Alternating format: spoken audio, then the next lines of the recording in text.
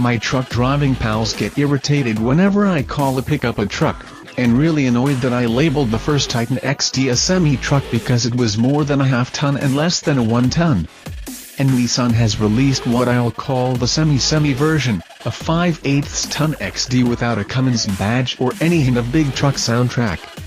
Nissan says it heavily updated the 5.6-liter V8 from the previous Titan, but in reality it raided the corporate parts bin for the Infiniti QX80's 400-horse V8 and 7-speed automatic, making a few minor changes to it before shoving it under the Titan's hood.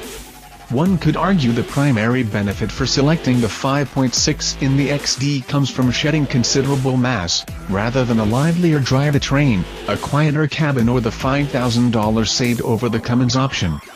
Of course the engine and transmission are the centerpiece here and good indicators the standard Titan's powertrain is ready for the luxury-laden limos with beds many crew cabs become.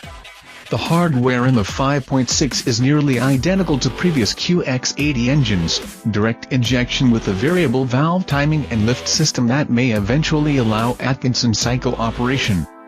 If you've ever driven a QX80, it feels just as smooth. Compared to the old gas-powered V8, the Titan's horsepower is up by 73 to 390 at 5,800 RPMs. It gives up 10 horsepower from the QX80, which is attributable to Titan's regular fuel calibration instead of QX's premium.